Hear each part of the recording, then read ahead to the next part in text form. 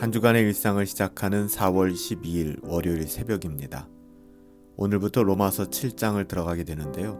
로마서 묵상 77번째 시간, 로마서 7장 1절부터 2절까지의 말씀을 가지고 율법에 대하여 죽고 얻은 자유함이라는 제목으로 하나님의 말씀을 함께 상고하도록 하겠습니다.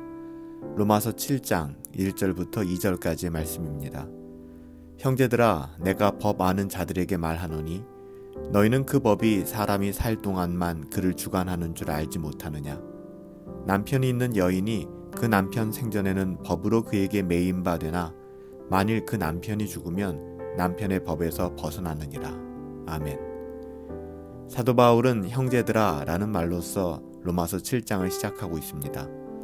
여기서 말하는 형제들은 1차적으로는 로마 교회의 신자들을 의미하는 것이고요. 더 나아가 2차적으로는 예수님을 믿는 모든 사람들, 하나님의 자녀들을 총칭하여 부르고 있는 것입니다.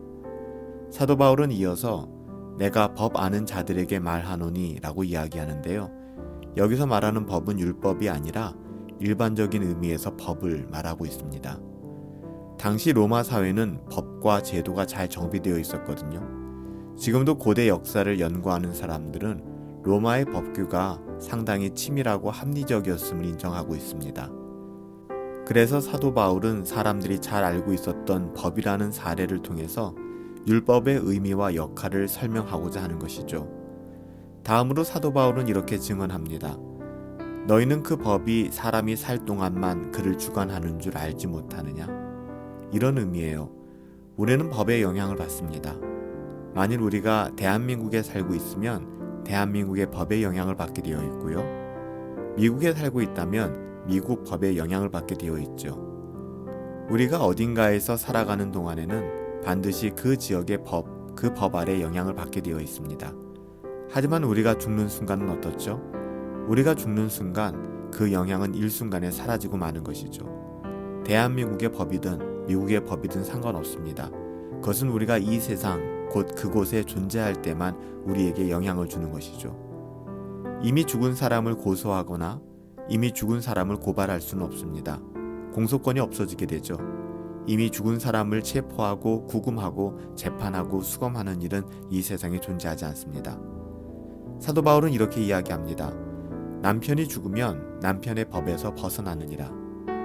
만약 한 남자와 여자가 결혼을 했다면 그들은 서로에 대한 책임을 다해야 합니다.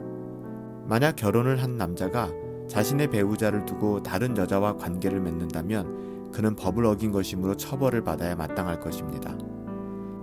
만약에 배우자 중에 한 명이 먼저 죽게 된다면 그 누구든 재혼을 할 수 있게 되죠. 이것은 아무런 문제가 되지 않습니다. 왜냐하면 배우자가 이미 이 세상을 떠났기 때문입니다. 사도 바울이 이 사례를 통해서 말하고자 하는 것은 예수님을 믿는 사람들은, 하나님의 자녀들은 율법에 대하여 이미 죽었다는 것입니다. 남편을 먼저 떠나보낸 여인이 이전 남편과의 관계에서 이제는 자유를 얻는 것처럼 예수님을 믿는 신자들, 하나님의 자녀들은 이제는 율법의 관계에서 참된 자유를 누리게 된다는 것입니다. 왜냐하면 율법에 대하여 죽었기 때문에 그렇죠. 그래서 예수 그리스도로 말미암아 참된 자유, 은혜의 복음으로 말미암은 자유를 누리게 된다라고 성경은 우리에게 증언하고 있는 것입니다. 하지만 이렇게 율법과의 관계에서 자유롭게 되었다라는 것이 율법 회계론이나 무율법주의 또는 무도덕주의로 생각해서는 안 됩니다. 그것은 큰 오해죠. 신자가 율법과의 관계에서 자유롭다는 것은 결코 율법을 무시해도 된다는 의미가 아닙니다. 사랑하는 여러분, 우리는 율법에 대하여 죽은 사람들입니다. 우리는 율법을 어겼다고 해서 구원을 잃어버리지 않습니다. 왜냐하면 더 이상 구원에 있어서 율법은 우리에게 그 어떤 효력도 미치지 못하기 때문에 그렇습니다. 우리의 구원은 오직 은혜의 복음, 우리 주 예수 그리스도의 은혜로 말미암아 하나님께 얻은 것이지 결코 율법을 지켜서 율법을 행함으로 말미암아 우리에게 주어진 것은 아닙니다. 그렇다고 해서 아까도 말씀드렸지만 율법은 폐기되어야만 하며 율법은 우리 삶에 아무 의미도 없다라고 생각해서도 안 됩니다. 오늘 말씀을 통해서 우리는 하나님의 자녀들은 어떤 사람들인가, 특별히 율법과의 관계에 있어서 우리는 어떤 위치에 놓여 있는가를 살펴보았습니다.